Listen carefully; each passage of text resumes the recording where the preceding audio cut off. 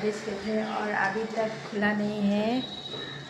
Hello everyone, good morning, welcome back to my Anjali Das blog. আশা কৰোঁ আপোনালোক সকলো ভালে আছে। মই ভালে আছোঁ। মোৰ এটা নতুন ডেইলি ব্লগলৈ আপোনালোকক স্বাগতম জনাইছোঁ। আৰু মোৰ ভিডিঅ'টি ভাল লাগিলে লাইক কৰিব, শ্বেয়াৰ কৰিব আৰু ছাবস্ক্ৰাইব কৰিবলৈ নাপাহৰিব। আহক আজি ডেইলি ব্লগটি আৰম্ভ কৰোঁ।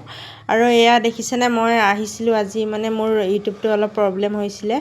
তাৰ কাৰণে মই আহিছিলোঁ এলিছ কেফে যিখন আছে হোজাইত। আৰু আপোনালোকে এলিছক হয়তো সকলোৱে চিনি পায়, আৰু সেইবাবে মই ভাবিছোঁ, আৰু আমাৰ ইয়াত হোজাইত ইউটিউবাৰ আছে, হয়তো মই চিনি নাপাওঁ, সেইকাৰণে এলিছক ভালকৈ চিনি পাওঁ কাৰণে মই আহিলোঁ।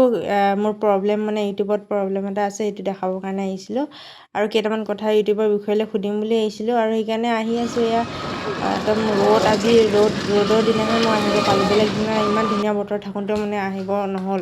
আপোনালোকে যদি এলিছ কেফেত যাব বিচাৰিছে, তেনেহ'লে আপোনালোকে যি হোজাই মেইন টাউনৰ ট্ৰেফিক পইণ্টৰ পৰা বিহুতলী ৰোডত 100 মিটাৰমান গ'লেই আপোনালোকে এলিছ কেফে পাব। বেছি দূৰ নহয়, এনেই গুগলত মাৰিলে 300 মিটাৰ দেখায়, কিন্তু 100 মিটাৰহে। 100 মিটাৰতকৈও কম, 100 মিটাৰ হ'ব, আৰু ইমানটোৱে হ'ব। আৰু এয়া মই গৈ আছোঁ খোজকাঢ়ি। অ'টোও চলে, কিন্তু মই অ'টোত যোৱা নাই, যিহেতু ওচৰতে হয়। আৰু এই গাড়ীখনৰ লগতে আছে, আপোনালোকক দেখাই আছোঁ, চাই থাকক। আৰু যাব বিচাৰিলে আপোনালোকে কোনো বেটেৰী যাব দৰকাৰ নাই, টাউনৰ পৰা খোজকাঢ়িয়ে ধুনীয়াকৈ যাব পাৰিব। এয়া মই খোজকাঢ়ি গৈ আছোঁ, এয়া পামগৈ, আৰু অলপেই আছে।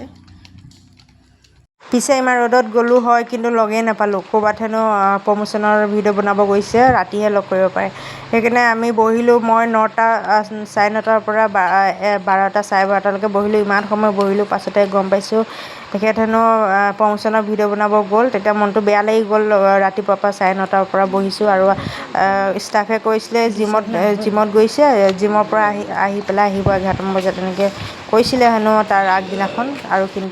আৰু ইয়াতে আপোনালোকে 3-4টা চিৰি উঠিব লাগিব, যিহেতু একেবাৰে ওপৰৰ ফ্ল'ৰত আছে তেখেতৰ আপোনালোকে আহি পায়ে চিৰিত উঠিব লাগিব। 2-3টা 4টামান চিৰিত উঠিব লাগিব। মই এয়া চিৰিত উঠি ভাগৰি গৈছোঁ।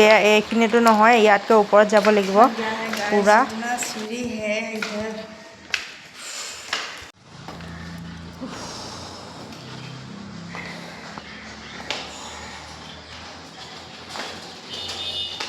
মই ভাবিছিলোঁ কি খুলিলে হ'বলা, কাৰণ 9:10 বাজি গৈছিলে, খুলিছে, অ'পেন কৰিছে হ'বলা, কিন্তু অ'পেন কৰাই নাছিলে। 10টা নহয়, 11টা বাজিব হৈ গ'ল মই পাওঁতে, কিন্তু তথাপিও খোলাই নাছিলে।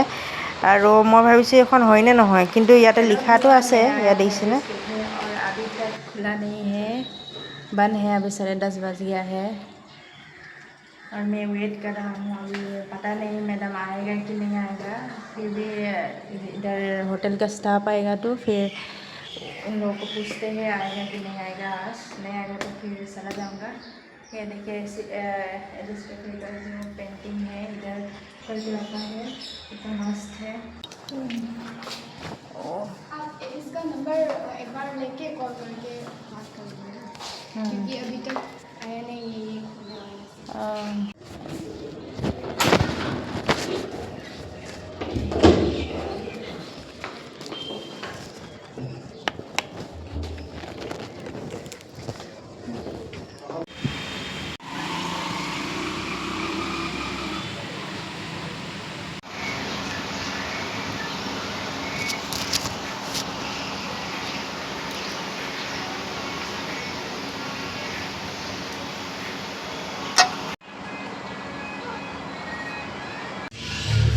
एलिस को मिलने आया था, पर मिला नहीं।